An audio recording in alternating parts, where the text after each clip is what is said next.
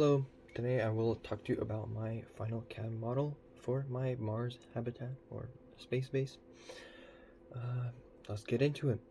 So this was the choice of landing site. We ended with Elysium Planasia due to many reasons.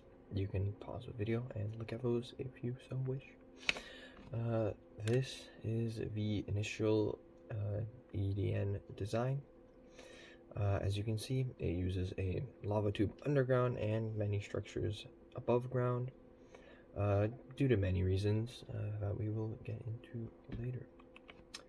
This is the actual CAD model here. So as you can see, it's very similar to the EDN model. We have the underground portion with the lava tube and many underground spaces, as well as the above ground portion.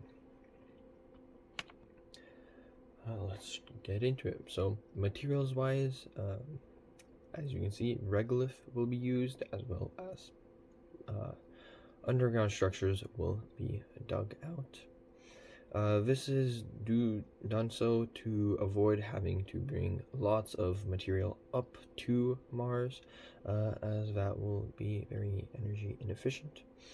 It would also help in tackling lots of the planet's challenges such as radiation, bad weather, or micrometeors. That'll be discussed later. However, inflatable Kevlar modules will be used initially to house the people whilst the base is being built and constructed. And at the bottom of the slide, there will be the resources that were used and that influenced the decisions you see here. Moving on, we have the air, water, and food supply. Obviously, there is no lakes or fresh water above ground on Mars, and plants don't really grow. So there will be an underground ice drilling station and communal bathrooms near the water reclamation and processing station that will reuse water, and the drilling station will make new water, allowing for the base to live.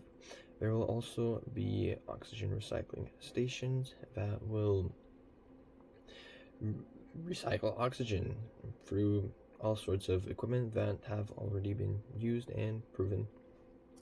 Once again, the resource down here. Food supply will be discussed later.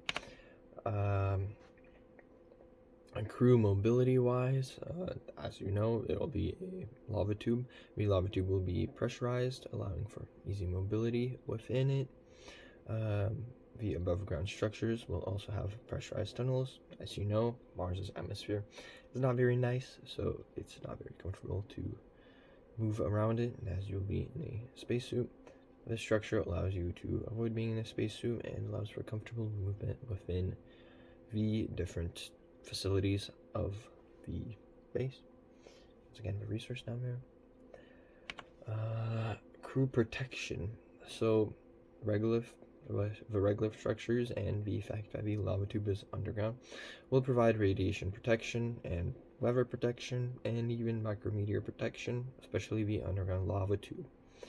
However, there will also be an early warning system, so that building there, that will allow for any emergencies to be sounded and for people to go into the two emergency buildings that are present and will be mentioned later.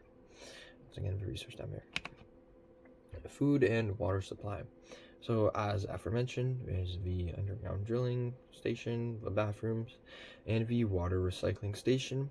There are also farms, one below ground and one above ground. These will produce food, hydroponic and aeroponic, with all sorts of technologies.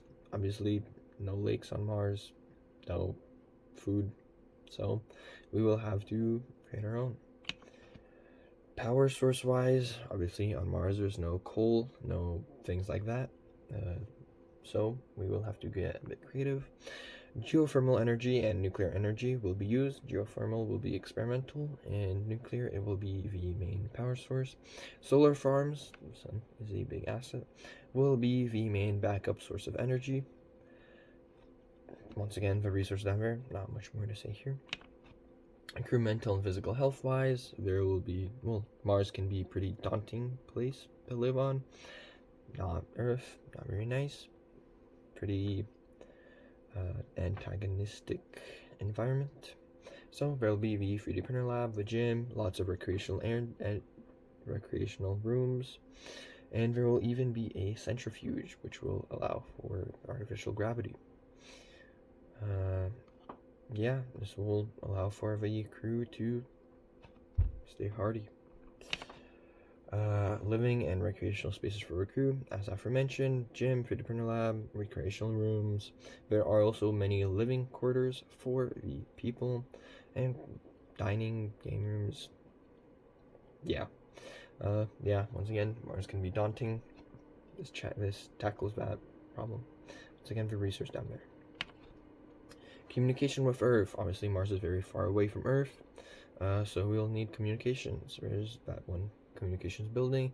We'll have integrated laser communication, radio communication, things like that, which will allow for quick communication with Earth and reliable communication with Earth. Once again, the resources there. Miscellaneous stuff.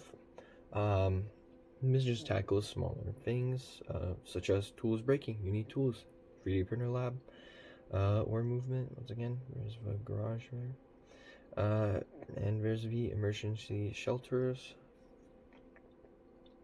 that will allow for sheltering during an emergency. Once again, the resource there. Future expansion. So this base is designed in a way to where it is very easily expandable. Those 2 barricades can be easily dug out and moved further, allowing for more space in the lava tube to be used, and as such the base can be expanded to 250 people. And that is it. This is my Mars space base. I hope you like it. Have a nice day.